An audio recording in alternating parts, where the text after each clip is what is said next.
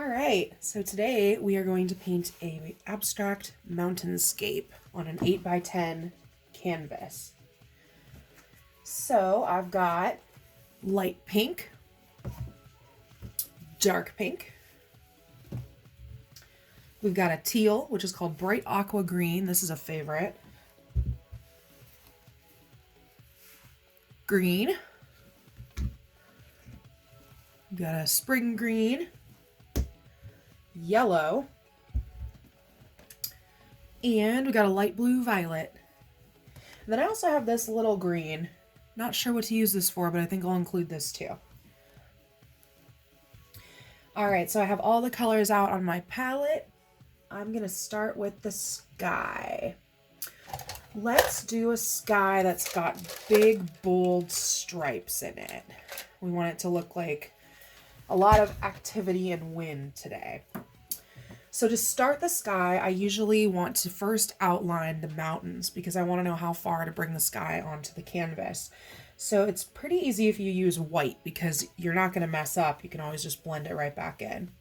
So let's do just a casual little mountain range. I'm going to start with my main mountain here. This will be hard to see on the video. If you do it in white, it'll just be a very subtle little outline, so you'll be able to see where to stop the sky. So I'm starting a little mountain range. This is my one main mountain. I've got a couple of back mountains back here and a couple down the side.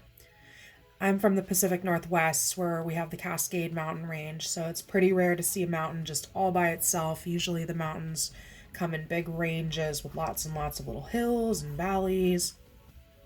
So lots of mountains to play with here. All right, so you probably can't see, but I do have a very light outline of some mountains in white. So that is where they're gonna live. And then I'm gonna build the sky around these mountains. So I've got a large, kind of medium, fluffy brush. I like to use makeup brushes because I don't really use them for makeup, and I find that they actually work a lot better for art projects. So I have a little bit of blue, a little bit of white. I want to put a little tiny bit of blue and grab mostly white with my brush. So I got mostly white, some blue. Just big, sweeping streaks across the sky with the blue. Kind of maintaining that energy, brushing it across the top. And if you notice when you look at a sky in real life, the line on the horizon is a lot lighter color than it is toward the top of the sky. So I like to make sure there's a lot of white down here by the horizon line, which works perfectly because we made those white mountain ranges. So then I'll get a little bit more blue, make it darker towards the top, and then kind of pull it down here, a little gradient, kind of like an ombre sky. And then I like to always do the sides too. So it makes it look really 3D. I do the sides toward the beginning of a painting. Just nothing intense on the sides. You just want to get color all the way across. Don't worry about making it perfect. Just gonna add a little bit more white up here to blend the top of the sky. A little bit of blue. Just trying to blend the color together. Big, bold streaks. Now it looks like there's a lot of energy and wind in the air. All right, so now that I've done the sky, I want to think about the mountains. So typically when you see mountain ranges, the mountains don't go all the way down and to where you're standing. There's a gradient of elevation. So we're going to want to make a space on the bottom where we could have meadows or valleys. So I'm going to grab, this is a medium-sized kind of fluffy top brush. It's also a makeup brush. I'm going to take very light green, like we're going to make a spring green meadow, very light green. So I've got my outline of my mountains. I want to just make a casual little meadow, kind of follow the direction that the mountains are going, sort of rounded, nothing really steep. Just some casual color down here. This is where we're going to put some wildflowers. Be a nice meadow that you'd want to have a picnic in. And don't worry about filling the whole thing in. We're going to do details later. So I always pull the color all the way across the sides. Make sure that sides of the canvas are painted.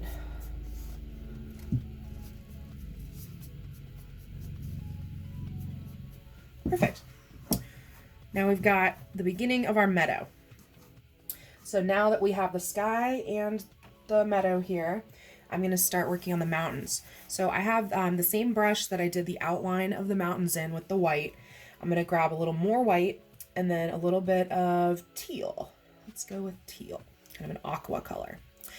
Always start with the mountains that are going to be the furthest away in the perspective, like the directional point you're looking at. So since I want this front mountain to be the focus, I'm going to do that mountain last. So I'm going to start with the ones that you see really far away here. That's a super far mountain range. And this one in the back. And right now you're just getting the outlines of it. Don't worry about any of the detail. And then make sure you do the sides as well.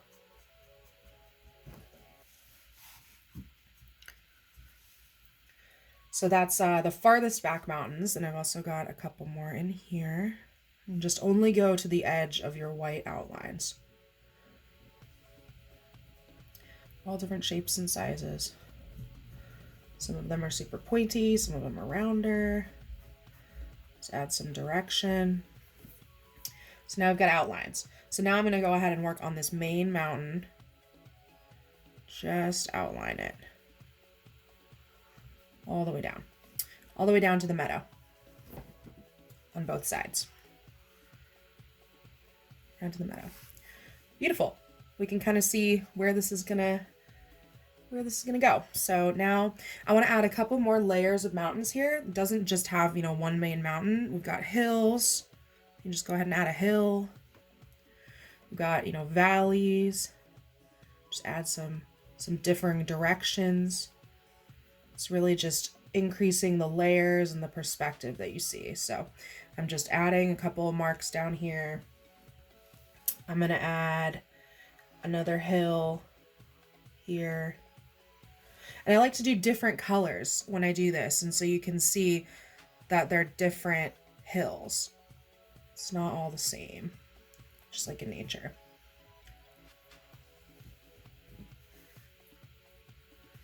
A little bit more color here. Let's fill in this back one with the teal. Just go right up to the line. And then I'm grabbing yellow. Fill in this mountain, these farther back ones. And on purpose here, I'm having the green and the yellow and the white all mixed together. I want them to have varying gradients and layers of color. So I'm just grabbing some more teal to mix in with the yellow. This is all happening with the same brush. And let's grab some darker teal for this back mountain. And then let's do darker teal here too. This is just making them stand apart from the ones right next to each other. So now I'm grabbing white. I'm going to bring some white down here. Add in this front little hill, color it in. I like to make the lines look the way they would in real life. So gravity is pulling the hillside down. You see rock slides, landslides, that's all going in a downward direction. Mountains have lots of little areas where the hills fall, rocks fall, so we want the direction to be moving downward. So now I'm just filling in the side here. And then once I fill in this one, I'll fill in the side over here too. So now we're going to work on our main mountain. So I want a little bit more texture with this mountain. Since we've used the same brush for everything, we've got really similar texture happening everywhere. So I'm instead going to use this much larger brush, but it has a pointy tip so I can be really exact with where I make my lines. And I think I'm going to make this mountain, since we've got, you know, kind of a spring green here, we've got dark teal up here, light teal here, and we've got blue sky. Let's kind of make this mountain a mix of all those colors so that it really pulls it all together into the center. So I'm going to start with teal and a little bit of white. Just going to go up and trace my way up the mountain. And then back down. A little more white. Remember, we're always going in a downward direction. Just as if water was flowing, or there's a landslide happening, but not in a bad way, because this is a painting. Perfect. I love this teal background. So before we continue this main mountain, I do want to fill in the side mountain. And so just looking at all these colors, I feel like the balance would be best if this was a darker green here. So I'm going to grab my dark green, do the same thing we were doing with all the other ones. Just kind of keep that shape of a hill and then let it fall down. Beautiful. And then now we're here, we're going to do the side. Just get color on the side. And then I'm going to add a few little like accents and color across these top ones. Bring some of that dark coloring up here. Yeah, that looks nice. And then back to the main mountain. So I do want to bring some of this dark color onto our main mountain. So I'm just starting at the top and doing little trickles down the way you'd see earth moving on a mountain. It's just falling down. Little like veins and crevices, valleys. You know, maybe there's a little hidden alpine lake up here. Just getting lots of texture. So that's our main mountain. So now I want to put our main mountain a little bit in the background. So that's going to involve working in the front. So I'm going to add a couple lines up here just to reestablish this extra hillside. So now I'm making everything pull down. Add a little bit more green, maybe a little bit of white. Just texture for the valley. A little more texture here. It's really going to be just about balancing that color and keeping the energy and movement flowing.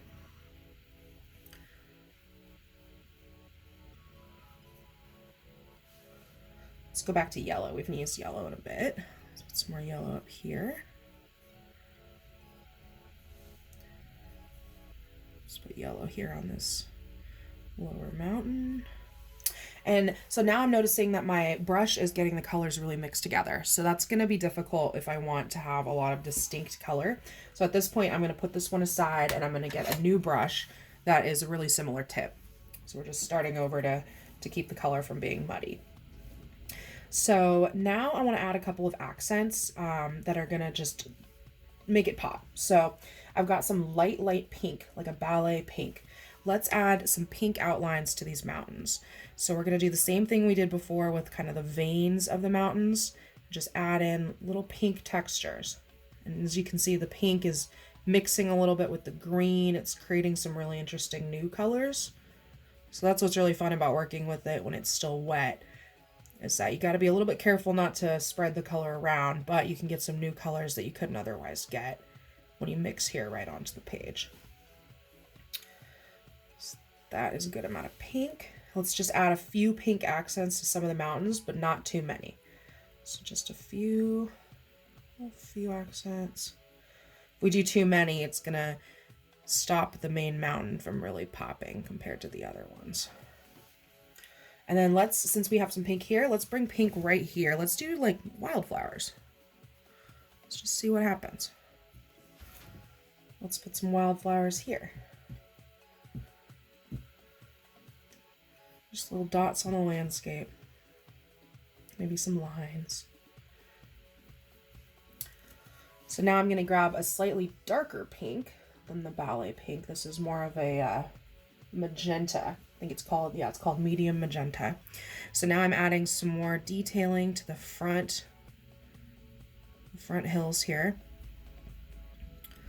Really just letting the color work for itself. We're not gonna make it obvious what all these pieces are, but they're gonna play together really nicely in this landscape.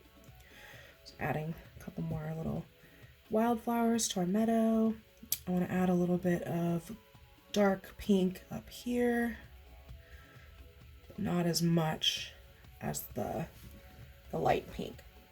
Let's do just a couple little textures. Let's outline this hill right here in pink. There. So now I'm taking the same brush that I had with the pink, and I'm actually going to grab a little bit of blue. This is the same blue we used for the sky. So I'm just going to make some little blue, adding some blue wildflowers down here.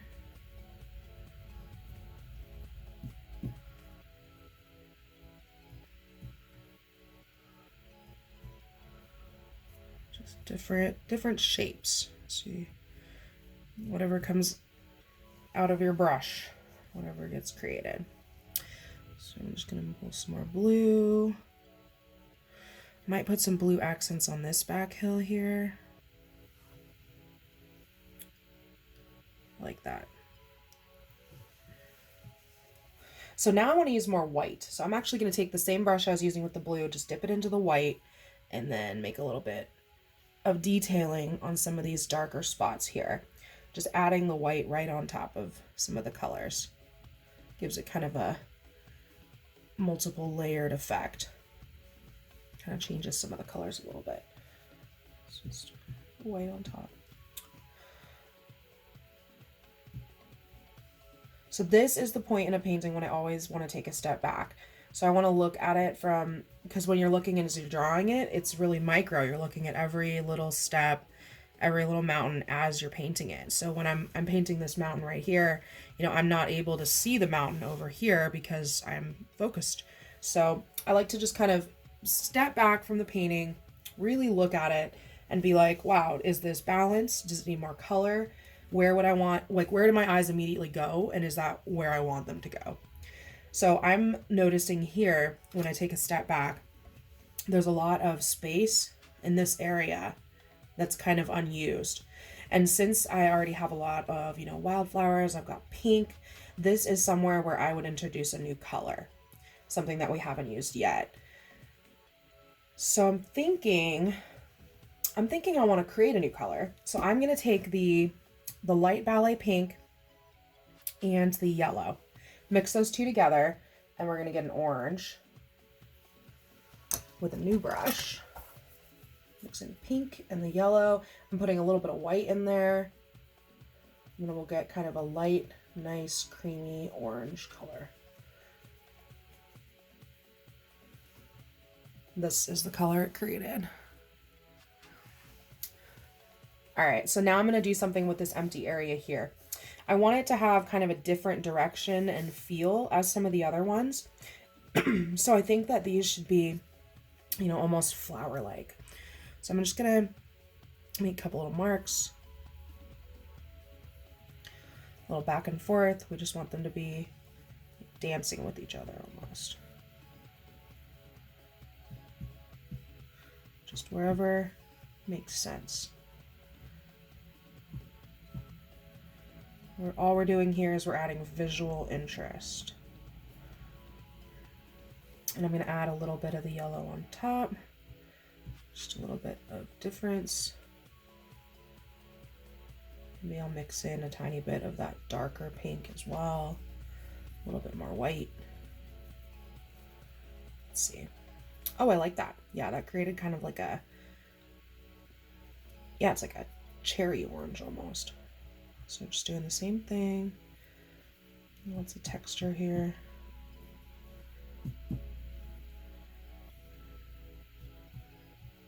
Perfect. Great little meadow. I would hang out here. I'm just going to add a little bit of the color detail from the color we just made up to these mountains.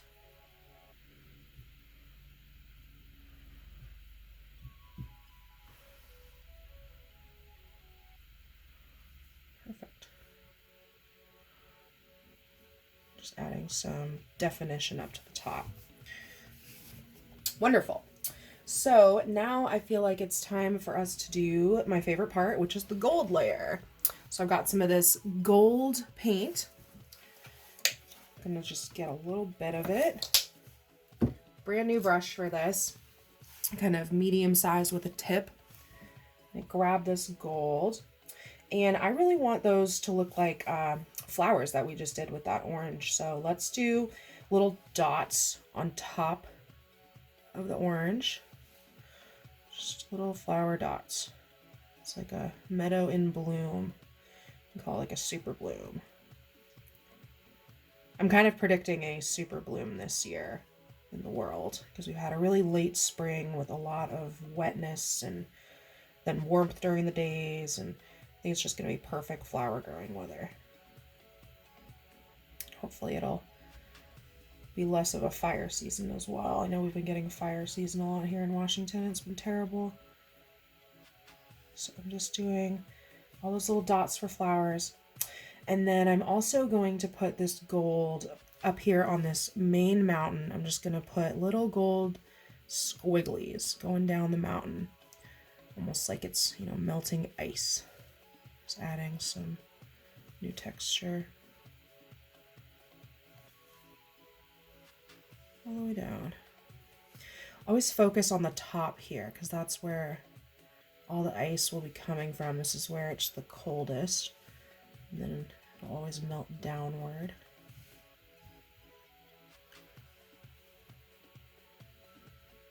Perfect. A little bit more of the gold. Put a little more gold on top.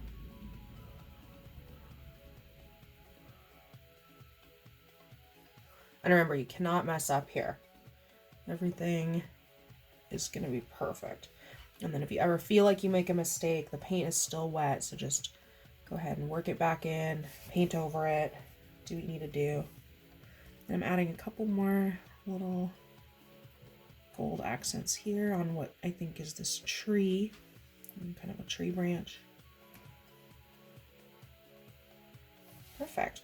So now I'm going to take another step back, just kind of look at it from afar. And I'm feeling like it needs a little bit more on some of these back hills, and a little bit too much like going one direction. So I want to add a little bit more visual interest on maybe this hill and maybe this hill. And I'm going to do that with white. So I'm going to take a really small brush with a tiny tip. I'm going to grab white and then just make a little bit of little different marks going in different directions than you already have. This can be anything. This could actually be ice or snow. Just gonna give them a little bit of texture. Then up here, let's make little dots. Why not?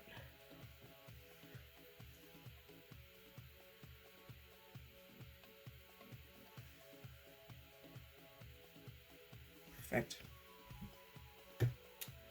Fantastic. Well, look how easy that was. This was a mountain range with a little bit of gold highlights. I'll put a little more white. This is what's the ice falling down the mountain. I'm not going over the gold, I'm going next to the gold. Perfect.